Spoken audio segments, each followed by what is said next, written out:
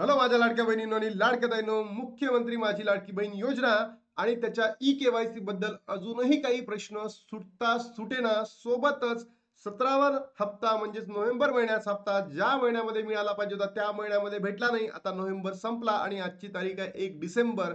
म्हणजेच काय, अजूनही काही प्रश्न सुटले नाही आणि निवडणुकीपूर्वी जर हे प्रश्न सुटले नाही तर निवडणुकीनंतर हे प्रश्न सुटणार का? तुम्हाला काय वाटतं नक्की कमेंट बॉक्समध्ये सांगा. मग याबद्दल स्वतः आदिताई तटकरे फेसबुकला येऊन किंवा त्यांच्या जी-आरच्या माध्यमातून किंवा पत्रकार परिषदेमध्ये कधी देणार अपडेट, हा प्रश्न अत्यंत महत्वाचा आहे. जर लाडक्या बहिणींनो तुमची ई-केवायसी कंप्लीट झाली नाही 31 डिसेंबर पर्यंत, तर तुम्ही समजून घ्या पुढचे हप्ते तुम्हाला भेटणार नाही. म्हणजे तुमचा लाभ काय होणार, बंद होणार, 1500 भेटणार नाही. मग असे कोणते प्रश्न आहेत की या प्रश्नांना सरकारने आन्सर द्यावं. सोबतच आपण काय करू शकतो या व्हिडिओच्या माध्यमातून मी तुम्हा सर्वांना या ठिकाणी सांगू इच्छितो. तर चला लाडक्या बहिणींनो, आपण व्हिडिओला सुरुवात करूया आणि सगळे प्रश्न तुमच्या समोर ठेवतो आणि तुमच्या प्रतिक्रिया काय नक्की कमेंट बॉक्स मध्ये सांगा.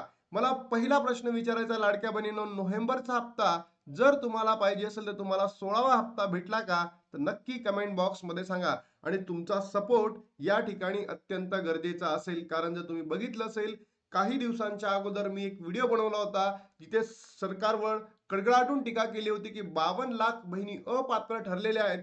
तर त्याच्या माध्यमातून संध्याकाळी इव्हिनिंगला स्वतः आदित्य तटकरेंनी त्यांच्या फेसबुक हँडलला सांगितलं होतं की 52 लाख बहिणी अपात्र नाहीत. बरोबर. तर मग तुम्ही विचार करा, असाच जर आता हा आजचा व्हिडिओ असेल आणि संध्याकाळी जर कमेंट आली किंवा फेसबुकला पोस्ट आली तर आपल्यासाठी तो वरदान ठरू शकतो.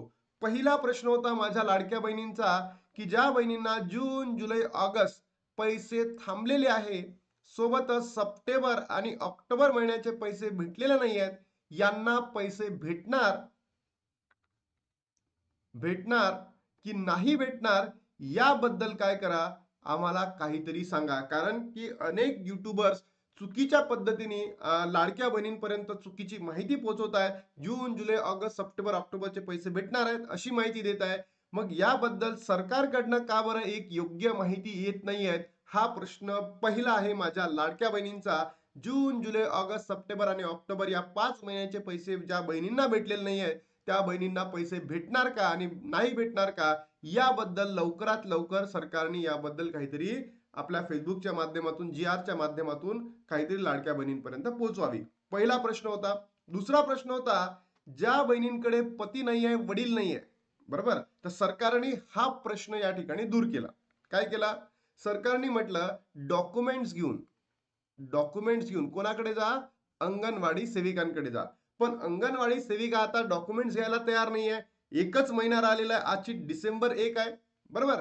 आणि जर तुम्ही बघितलं असेल अंगणवाडी सेविका आजही डॉक्युमेंट घ्यायला तयार नाही आहे, रेडी नाही आहे.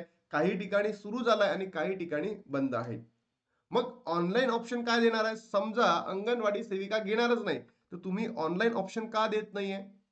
इतका वेळ लागतो, म्हणजे वेबसाईट अपडेट करायला किंवा एडिट करायला इतका वेळ लागतो. तुम्ही पहिले 1 महिना यासाठी बंद ठेवली की तुमची जी वेबसाईटच चालत नव्हती, बरोबर, क्रॅश होत होती. आणि आता हा जो ऑनलाईन आहे, डॉक्युमेंट अपलोड करण्याचा ऑप्शन तुम्ही अजूनही देत नाहीये. सोबतच ज्या बहिणी पती किंवा वडील नाही आहेत ज्यांनी डॉक्युमेंट सबमिट करायचे आहेत, त्यांना पावती सुद्धा तुम्ही देत नाहीये की त्यांची ई-केवायसी कंप्लीट झाली की नाही, म्हणून त्यांना कसं माहिती पडेल, हा प्रश्न होता. त्याच्यानंतर ज्या बहिणींकडे जर तुम्ही बघितलं असेल सर्टिफिकेटच नाहीये, डॉक्युमेंटच नाहीये, मग त्यांनी काय करावे? त्यांच्याबद्दलही सरकारने बोलावे. त्याचबरोबर ज्या बहिणींचे पती म्हणजे ज्या बहिणी एकल आहेत, बेपत्ता आहे, वडील बेपत्ता आहेत, अशा बहिणींनी काय करावं? बरोबर. मी सगळं सांगणार आहे तुम्ही काय करायला पाहिजे काय नाही. पण लाडक्या बहिणींनो, सरकारने करायला गरजेचं आहे ना. आपण काय प्रयत्न करू, आपण आपल्या हिशोबाने तर स्टेप्स घेऊ, पण सरकारने या ठिकाणी काय करायला पाहिजे हे सुद्धा अत्यंत महत्वाचं आहे. त्यानंतर ज्या बहिणी अनाथ आहे यांच्याबद्दलही अपडेट नाहीये, बरोबर. अनाथ आहे, बरोबर, तर त्यांना आई नसेल, वडील नसेल, मग या बहिणींनी काय करावं त्यांच्याबद्दलही नाही आहे. ज्या बहिणींकडे मोबाईल नाही आहे, बरोबर, आता खूप महाराष्ट्रातल्या गोर गरिबीन बहिणी आहे त्यांच्याकडे मोबाईल नाही आहे, बरोबर, त्यांच्याकडे नसताना त्यांच्या पतीकडे नाही आहे. मग या बहिणींना ओटीपी कशी येणार, या बहिणींची पडताळणी कशी होणार, या बहिणींची ई केवायसी कशी कंप्लीट होणार, हाही अत्यंत महत्वाचा प्रश्न आहे. ज्या बहिणींचं नाव पात्र यादीमध्ये नाही, ज्या बहिणींचं नाव पात्र यादीमध्ये नाही आहेत, या बहिणींनी सुद्धा काय करावं, हाही एक मोठा प्रश्न या ठिकाणी उपस्थित आहे. आणि तुम्ही या कोणत्या प्रश्नांमध्ये बसतात नक्की कमेंट बॉक्समध्ये सांगा. एवढीच मागणी करतो लाडक्या बहिणींनो. बरोबर, कारण की आपण जर आज आवाज उठवला नाही, आता निवडणूक आहे, उद्या निवडणुकीचा पहिला म्हणजे उद्याच निवडणूक आहे आणि परवा रिझल्ट लागणार आहे.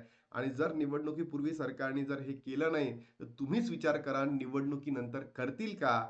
हा प्रश्न तुम्ही आता तुमच्या मनाला विचारा आणि नक्की कमेंट बॉक्समध्ये तुमच्या प्रतिक्रिया सांगा. बरोबर. काही दिवसांपूर्वी सांगितलं होतं सगळे प्रश्न सुटले म्हणे, पण अजूनही सुटलेले नाहीये. अंगणवाडी सेविका कागदपत्रे घेतच नाहीये. पती नाही, वडील नाही आहे.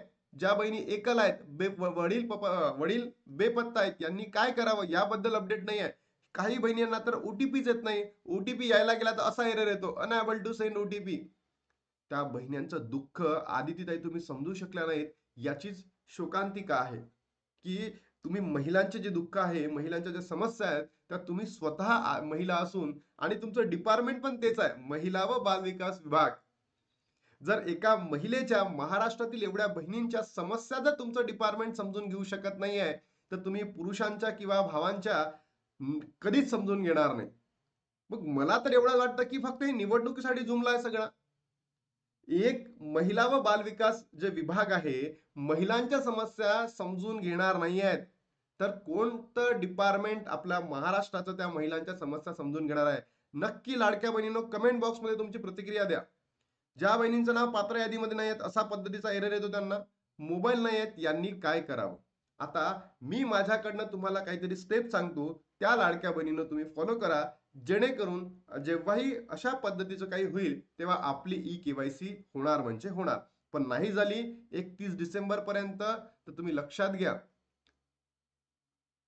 तुमचा लाभ बंद होऊ शकतो. म्हणून आपल्याला बाकीच्या सुद्धा स्टेप घेणं गरजेचं आहे. बघा, अंगणवाडी सेविका कागदपत्र घेत नाहीत. अशा वेळेस काय करायचं लाडक्या बहिणीनं? थोडासा वेट करू. अजून 3-4 दिवस वेट करू. म्हणजे हा वीक पूर्ण वेट करा. नाहीच जर घेत असेल तर मग आपल्याला या 7 दिवसांमध्ये सरकार काही ऑप्शन देईलच. ऑनलाईन आला तर ठीक आहे. नाहीतर जिल्ह्याच्या ठिकाणी जाऊन महिला व बाल विकास अधिकाऱ्याकडे डायरेक्टली तुम्ही ते तुमचे अर्ज सबमिट करा. पहिला, ज्या बहिणींकडे पती नाही आहे, वडील नाही आहेत, म्हणजेच काय त्या बहिणी एकल आहेत. एकल बहिणींनी काय करावं या ठिकाणी मी तुम्हाला सांगतो. एकल बहिणींनी डॉक्युमेंट जमवून घ्या. समजा नसेलच, पती डॉक्युमेंट देत नाही आहे, वडील डॉक्युमेंट देत नाही, ओटीपी देत नाही, अशा बहिणी असेल तर यांनी काय करा, सेल्फ डिक्लेरेशन करून की तुम्ही काही दिवसांपासनं तहसीलमध्ये तुम्हाला करून मिळतील एका स्टॅम्प पेपरवर, ते करून घ्या.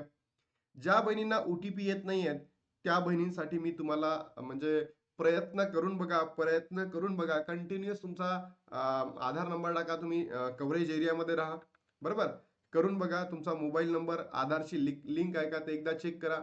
पात्र यादीमध्ये नाही आहेत यांनी सुद्धा प्रयत्न करत राहा, एवढंच म्हणू शकतो. आणि ज्या बहिणींकडे मोबाईल नाही आहेत, त्या बहिणींनी मोबाईल घेण्याऐवजी सिम कार्ड घ्या, त्याला लिंक करा तुमच्या आधारशी आणि तुमची ई केवायसी कंप्लीट करून घ्या. 7 दिवसाची प्रोसिजर लागतं आणि आत्ताच ते करा. जर तुम्ही लेट कराल तर मग तो पुन्हा इश्यू होईल. बरोबर.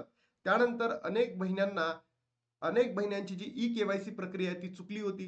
कोण्या त्या बहिणींनी जात आणि प्रवर्ग यामध्ये चुकी केली होती. यांना एडिटचं ऑप्शन का नाही?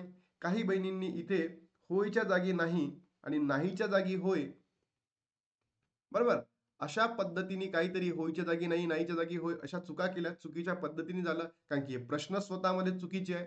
बरोबर. तर इथे सुद्धा एडिटचं ऑप्शन उपलब्ध करून द्या. याच्यावरही सरकार बोलत नाहीये. त्यानंतर ज्या बहिणींनी चुकीच्या पद्धतीने ई केवायसी केली, म्हणजे वडील आणि पतीच्या नावाऐवजी नातेवाईकांचा नंबर दिला, तर या बहिणींसाठी सुद्धा काहीतरी ऑप्शन द्या, एडिटचं ऑप्शन द्या, डॉक्युमेंट अपलोडचं ऑप्शन द्या. कारण की अंगणवाडी सेविका या बहिणींचे डॉक्युमेंट स्वीकारत नाहीयेत. मग कधी सोडवणार आहे? कारण तुम्ही जर बघितलं असेल, आजची 1 तारीख आहे आणि 31 डिसेंबरला काय ई केवायसीची शेवटची डेट आहे. ई केवायसी झाल्यानंतर लाडक्या बहिणींनो ही ऑनलाईन प्रोसिजर आहे. आता जर भलेही ऑफलाईन होणार आहे, काही बहिणींची तपासणी ऑफलाईन पद्धतीने होईल, तर मला असं वाटतं की अजून तुम्हाला जानेवारी फेब्रुवारी सगळे हप्ते भेटतीलच. पण जे नवीन फायनान्शियल इयर असेल एप्रिल 2026 पासनं, तर इथे या एप्रिल महिन्यापासून बहिण्यांची जी संख्या आहे ती कमी होणार आहे. हे लिहून घ्या माझ्याकडनं. मी आजच 1 डिसेंबर आहे आणि 1 डिसेंबरला सांगतोय एप्रिल महिन्यापासून म्हणजे पुढल्या वार्षिक जे वित्तीय वर्ष आहे तिथे तुमची संख्या कमी होईल. आणि आज 1 डिसेंबर, उद्या 2, या दिवशी काय आपलं इलेक्शन आहे आणि 3ला लाडक्या बहिणींनो रिझल्ट आहे. काही ठिकाणी काही कारणास्तव ही इलेक्शनची डेट आता पोस्टपोन करण्यात आली आहे. तुम्ही जर बघितलं असेल आमच्या यवतमाळमध्ये थोडंसं पोस्टपोन करण्यात आलं. मी यवतमाळमध्ये राहत नाही, मी पुण्यामध्ये राहतो. पण लाडक्या बहिणीनं ते पोस्टपोन करण्यात आलंय. त्याच्यानंतर 4, 5, 6 मध्ये आपल्याला GR येऊ शकतो आणि नेक्स्ट वीकमध्ये आपल्या अकाउंटला पैसे सुद्धा क्रेडिट होऊ शकतात. पण लाडक्या बहिणींनो, हे जे प्रश्न आहे आपण जे सरकार पुढे मांडलेले आहेत, या प्रश्नांना हे तर मी तुम्हाला आन्सर दिलं किंवा तुम्ही काहीतरी करून राहिले आहेत, पण सरकारकडून कधी सुटणार आहे? नक्की कमेंट बॉक्समध्ये तुमच्या प्रतिक्रिया आहे काय नक्की सांगा. तुमचे प्रश्न काय नक्की सांगा. त्याच माध्यमातून लाडक्या बहिणींनो, मी स्वतः या निवडणुकीमध्ये प्रचारादरम्यान म्हणजे जेव्हा लोक प्रचार करत आहे, मी त्यांना आपल्या मागण्या सांगतोय की या लाडक्या बहिणींचे जे इश्यूज आहेत ते कधी सॉल्व्ह होतील, बरोबर. सोबतच लाडक्या बहिणींनो, जर तुमची ई-केवायसी झाली नाही तर तुमचा लाभ बंद होईल. तर या सगळ्याबद्दल सरकारने लवकरात लवकर अपडेट करून लाडक्या बहिणींना च्या मनामध्ये जो द्वेष निर्माण झाला आहे सरकार बद्दल किंवा लाडक्या बहिणीबद्दल म्हणजे आदित्य तटकरेंबद्दल, तर तो थोडासा या निवडणुकीमध्ये सरकारला परवडणारा नाही आहे. म्हणून सरकारने लवकरात लवकर अपडेट देऊन या लाडक्या बहिणींना थोडंसं शांत करावं अशीच मागणी करतो. आता थांबतो आणि भेटतो इथे नवीन व्हिडिओमध्ये. तोपर्यंत जय हिंद, जय महाराष्ट्र, जय श्रीराम.